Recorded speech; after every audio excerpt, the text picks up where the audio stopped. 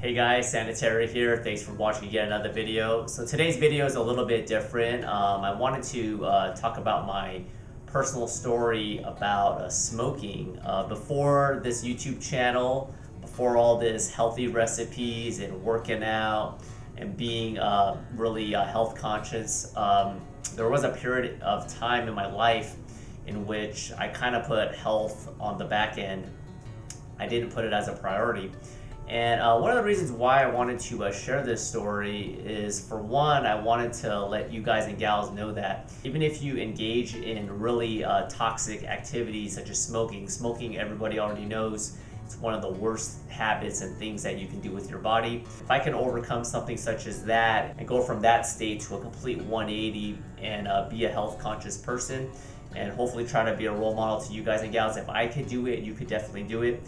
The other reason why I want to share this story is there are a lot of parallels between smoking addiction and food addiction. I can't front and attest to having a food addiction. I do have cravings. I am normal, but I don't have the food cravings that a lot of you guys and gals out there, or you might even know someone who struggles with food addiction.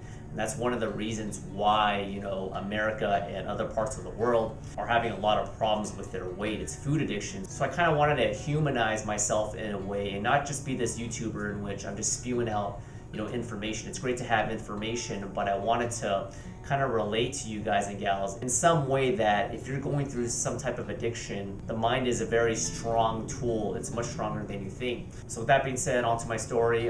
Growing up, my dad used to smoke. This is back in the 80s, in which he was smoking in front of me, secondhand smoke. Everyone knew smoking was bad, but back then it's not how it is nowadays. Back then you could go to a Denny's and you could have a smoking or non-smoking. You could smoke in an airplane, in an elevator. So a lot of secondhand smoke, I got exposed to it. In my culture and a lot of Asian cultures, smoking is very prevalent.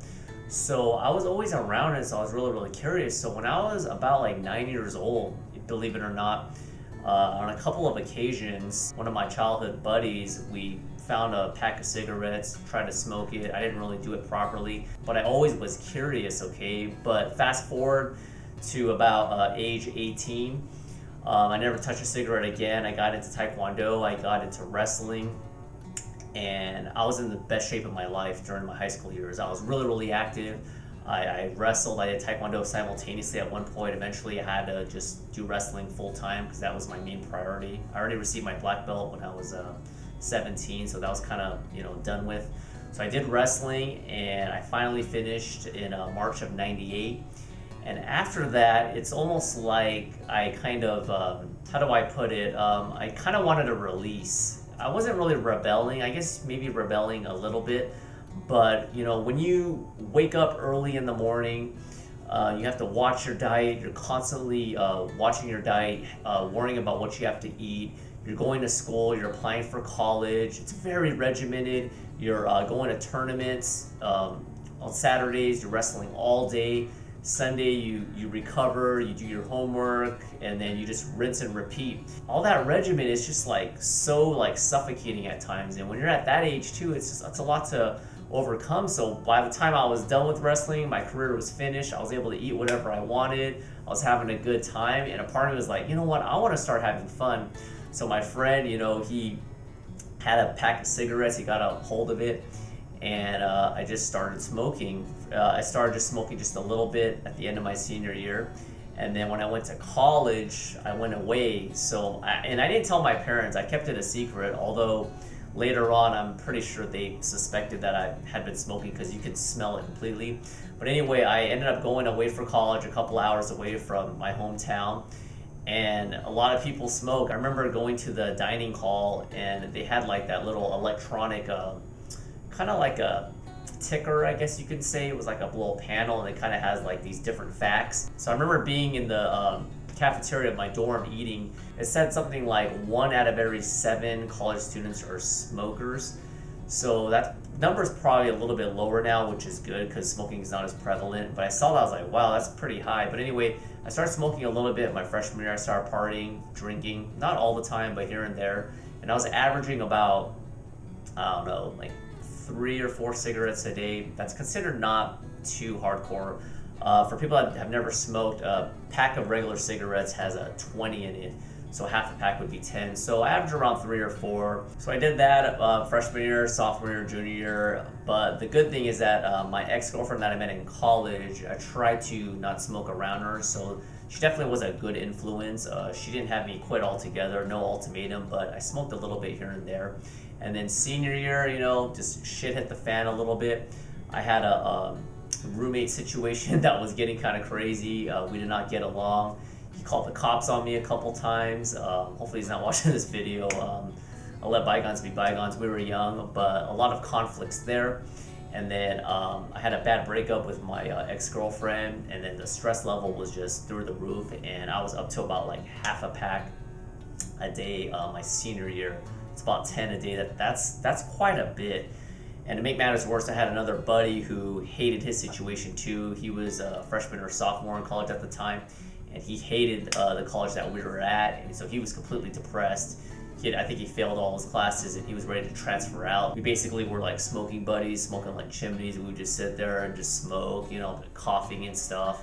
And one of the things I really hated is that my throat would get kind of sore because I'm pretty prone to getting sore throats even now. I don't know if there's any association from the smoking with that, but ever since I was a kid, or even now when I get sick, I get a sore throat. So it would get kind of scratchy. That's like the main thing that would hold me back. My cardio wasn't good, but I didn't really work out much anyway, so that wasn't an issue. So after I graduated college and got my undergrad degree, I moved back home for a little bit and wanted to figure out what I wanted to do. I did some temporary work here and there, ended up going into the medical field, and then I had to reapply for school. And while that was happening, because I was trying to keep it a secret from my parents, I wasn't smoking as much, which is a really, really good thing. Now, a couple times I got, really sloppy. I left like a pack of cigarettes in my dad's truck. They confronted me. They weren't really that really mad about it. They were just more like concerned, and they were asking me if I had smoked, and I denied it. I said it was my friends, but the BS meter was probably through the roof. But they knew that they couldn't stop me. They kind of said, try not to smoke if you are. But anyway, I cut down, and then things just started getting a little bit better. I actually started working out while still smoking, which is kind of crazy. Back in 2003, I ran my first 10K. And I actually was smoking a couple a day, and I still ran like a 10K, which is like a sub 7-minute mile, which is pretty good. I'm not bragging or anything, but I still was smoking, and this just goes to show you the power of addiction. I tried quitting a couple of times, and the best I did was I think I went almost 2 weeks without smoking, and then I just kind of basically fell back into bad patterns. So I did that for a few years, and then I had to take some more anatomy and physiology classes to apply for my second degree in radiation therapy. And then when doing that, the stress level at times was pretty high, and I started smoking. I don't remember exactly how many I was smoking, probably like 3 or 4 a day again. And then for some weird reason, towards the end of my program, by the tail end of receiving my second degree, I noticed that my stress levels were extremely high, and then I didn't smoke for like a week, and I don't know what it was. It was so weird because ironically, a couple of weeks passed, and then I said, man, I don't want to mess this up. And next thing you know, 2 weeks became 3 weeks, 3 weeks became a month, and so on and so on.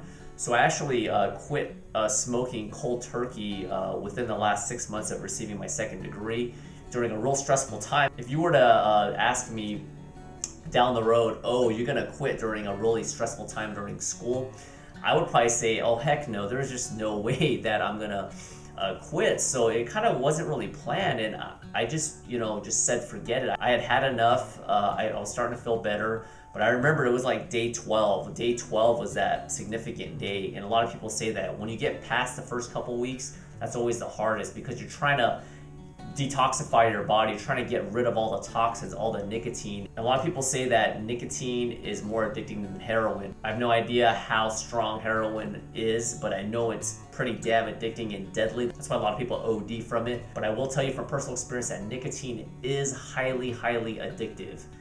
It just starts knocking on the door. You wake up, it starts with just, oh, I'm just gonna have one cigarette, when I'm stressed.